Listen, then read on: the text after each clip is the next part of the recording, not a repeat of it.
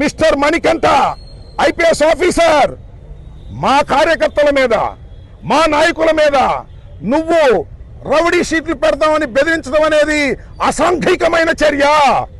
తక్షణమే నువ్వు సమాధానం చెప్పు, తక్షణమే క్షమాపణ చెప్పు అని అడుగుతా ఉన్న వైఎస్ఆర్ కాంగ్రెస్ పార్టీ కార్యకర్తలకి మణికంఠ తక్షణమే సమాధానం చెప్పకపోతే నీ అంతు తేలుస్తాం చట్టపరంగా అని కూడా మనం చేస్తున్నాం.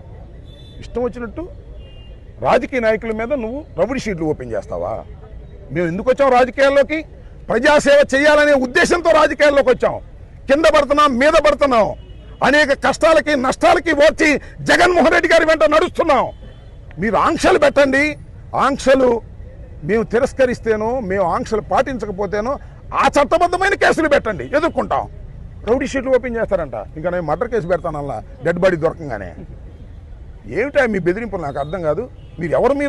మీరు ఐపీఎస్ ఆఫీసర్లు, మీరు లా అండ్ ఆర్డర్ను కాపాడవలసిన వాళ్ళు తప్ప జగన్మోహన్ రెడ్డి గారి పార్టీని వైఎస్ఆర్ కాంగ్రెస్ పార్టీని కేసులు పెట్టి అణచాలని మీరు ప్రయత్నం చేస్తే అణిగిపోయేంత అమాయకులు మేము. ఎన్ని చూసి వచ్చాం మణికంఠ, నీలాంటి వాళ్ళని చూసి ఇక్కడికి వచ్చాం. ఎన్నో కష్టాలు పడ్డాం, నష్టాలు పడ్డాం, ఓడాం, గెలిచాం.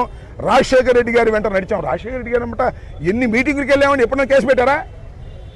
రాజశేఖర రెడ్డి గారు అన్నమాట ఇన్ని మీటింగులకు వెళ్ళాం, ఎప్పుడు కేసు పెట్టలా. జగన్మోహన్ రెడ్డి గారు అన్నమాట ఇన్ని మీటింగులకు వెళ్ళాం, ఓదార్పు యాత్రలో కేసు పెట్టలా.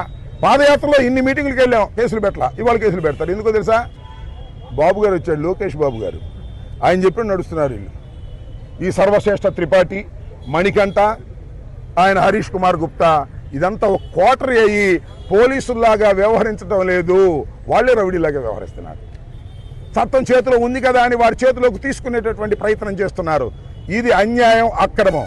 పోలీసు వారికి మేము సహకరిస్తాం, నోటీస్ ఇవ్వండి, వస్తాం, సమాధానం చెప్తాం, కోర్టులకు వెళ్తాం, కోర్టుల్లో మీ సంగతి తేలుస్తాం.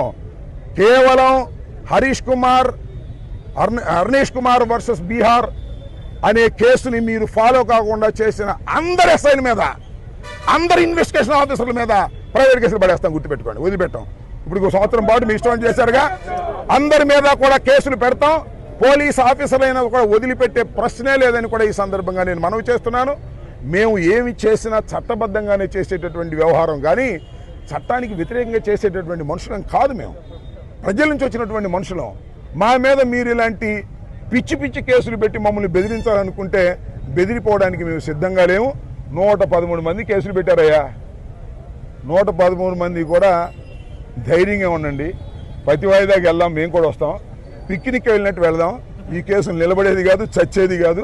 ఆ 113 మంది కాక ఇంకెవరన్నా కూడా పెట్టే అవకాశం ఉంది, ఎందుకంటే ఇన్వెస్టిగేషన్ కంప్లీట్ కాలేదు కాబట్టి. 113 మందిలో ఒక 10 మంది మాత్రం అవుట్ సైడ్ వాళ్ళు ఉన్నారు. కరోనా మా సత్యనపల్లి వాళ్ళే, అందరి పేర్లు చూసా. ఆ లిస్టు చూస్తే మా నాయకులు ఎవరు అర్థమైపోద్ది. అందరినీ మా నాయకులు ఎతికి పెట్టారు.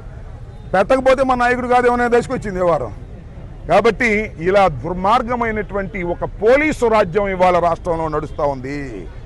ఎన్నాళ్ళు నడుస్తుందో కూడా చూస్తాం. లోకేష్ రాజ్యం ఎన్నాళ్ళు నడుస్తుందో కూడా చూస్తాం. ఇలాంటి ఉడత ఊపులకు బెదిరిపోవడానికి వైఎస్ఆర్ కాంగ్రెస్ పార్టీ నాయకులు, కార్యకర్తలు సిద్ధంగా లేరు. కొందికి రాటు తేలుతారు. ఈ ప్రభుత్వం సంగతి తేలుస్తారు. మా మీద కేసులు పెట్టం కాదురా మొగడా, ఇచ్చిన హామీలు నెరవేర్చుకునే కార్యక్రమం చూడండి అయ్యా బాబు అంటే అది లేదు. అయ్యా ఇచ్చిన హామీలు నెరవేర్చడం అయ్యా అంటే నీ నాలుగు మందం అంటున్నాడు చంద్రబాబు. ఆయన నాలుగు మాత్రం భలే పల్చన, చెప్పిన అబద్ధం చెప్పకుండా చెబుతాడు. నిన్న చెప్పాడు చూసారా, తల్లికి వందనం అంట, లోకేష్ బాబు ఆలోచన అంట. ఏం పోయేకాలం వచ్చిందా? జగన్మోహన్ రెడ్డి గారు పెట్టినటువంటి అమ్మ ఒడి, దాన్ని కొద్దిగా మాడిఫై చేసి తల్లికి వందనం పెట్టావు. నీకు ఎప్పుడు రావాలి ఇట్లాంటి ఆలోచనలు? నీ జీవితంలో ఇప్పటికి 3 సార్లు ముఖ్యమంత్రి చేసావు. ఎప్పుడన్నా ఇలాంటి ఆలోచన వచ్చిందా? ఉచిత విద్యుత్ ఆలోచన వచ్చిందా? అమ్మ ఒడి ఆలోచన వచ్చిందా? ఫీజు రియంబర్స్మెంట్ ఆలోచన వచ్చిందా? 108 ఆలోచన వచ్చిందా? ఇవన్నీ రాజశేఖర రెడ్డి గారికి, జగన్మోహన్ రెడ్డి గారికి వచ్చాయి. నీకు వచ్చిన ఆలోచన అంతా ఏంటంటే ఎవడు ఎదురుగితే ఆయన కేసులు పెట్టడం, లోపలేయటం, పొక్కలు వేయటం, వెన్నుపోటు పడవటం. నువ్వు కేసులు పెట్టినా, జైల్లో పెట్టినా మేము భయపడేటటువంటి వ్యక్తులం కాదు.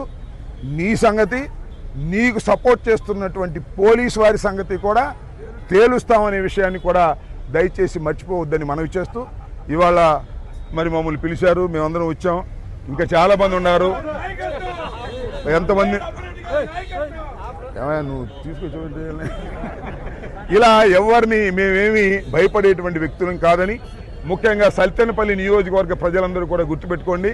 మీ వెనకాల నేనేదో ఇక్కడి నుంచి వెళ్ళిపోయాను, మీ వెనకాల మేము ఉన్నాం, భార్గవ్ ఉన్నాడు, మేము మీకు అండగా ఉంటాం. కేసులకు భయపడమాకండి, ఇంకా అవసరమైతే 4 కేసులు పెట్టుకోమన్నా, మనకేం భయం ఏం లేదు. పెట్టుకోవడానికి ఇన్కమ్ చేద్దాం, no problem at all. Okay, ఎవరు మాట్లాడుతున్నారు? Okay, thank you.